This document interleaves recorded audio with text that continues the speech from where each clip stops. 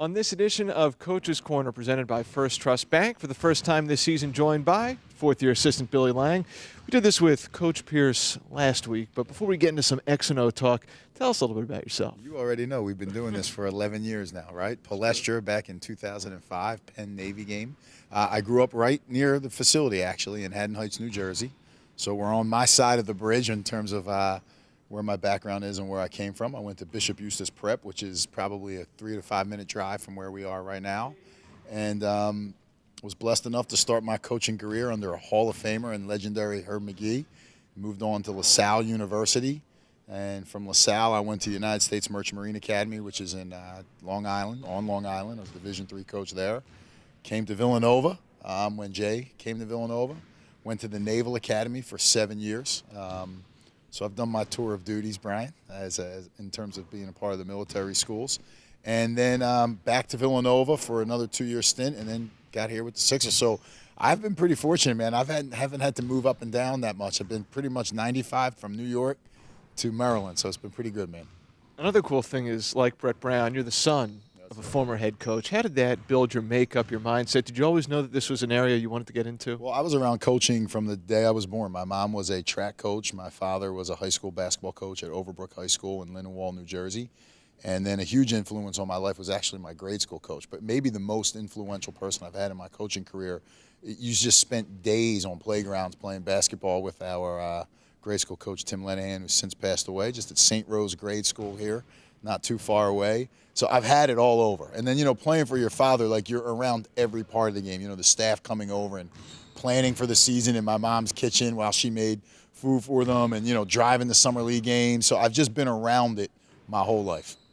Next game on the schedule for the Sixers on Monday. The Utah Jazz went into a Sunday game against the Knicks 3-3. This is a team where you hear experts, commentators, analysts say the Jazz on the rise. Yeah. What do you think has kind of been the factor behind that commentary? Well, they've played well the last few years under Quinn, and they have good young pieces, and now they've just blended it with, you know, Joe Johnson coming in and George Hill, and then you take Boris Diaw. I mean, these are guys who have played really deep into playoff seasons. They're men, and then their young guys just continue to get better. We were just talking off the air about Gordon Hayward, where he's like just now on the cusp of entering mid-career. It's hard to figure, right? But he's still young. And he's really good. And then they've got young pieces in Rudy Gobert and Rodney Hood, who are terrific basketball players. Exum is back, so they're working him in. They're a fun team to watch grow because they've got, you know, kind of 3 levels. Young players who are still developing. You know, Gordon Hayward, who's in that middle, who people have now seen as an established player. And then older, experienced guys that know how to lead and win. So it makes them a dangerous opponent. Definitely early on in the season, but the Jazz through 6 games, top 4 in the NBA in three-point shooting percentage. I think they're 5th in three-pointers per 100 possessions.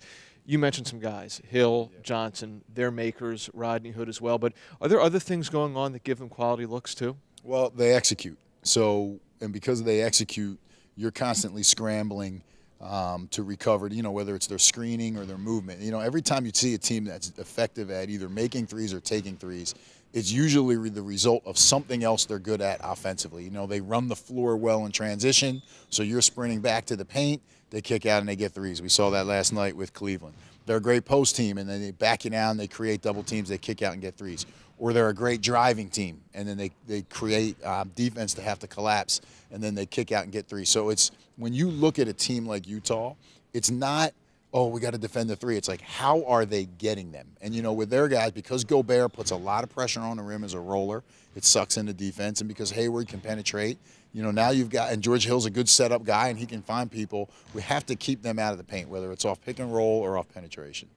As an assistant coach for the Sixers, you obviously have a horse in this race on Monday, but stepping back from a just fan of the game perspective, to see 2 7-footers going out there, and Joel Embiid, the way he's been playing, Rudy Gobert, what he can do, how much fun will that be? Well, it's pretty cool. I mean, there's been a lot of talk in the media about the big man being back, you know, and I don't know that they ever went away. It's just that you have really young, talented players that are starting to come into their own or are just starting, like our guy here, and Joel. So they're attracting a lot of attention. This will be a great matchup for Joel because he's played against, obviously, some really good big men in terms of Tristan Thompson and Dwight Howard, and he's seen Steven Adams. Gobert is way different because he's strong and he's lengthy, and he can run, and he's athletic. So this will be good for Joe. I think Joe just continues to keep a mental notebook of what he needs to develop in terms of playing against different types of bigs. Gobert is a unique challenge.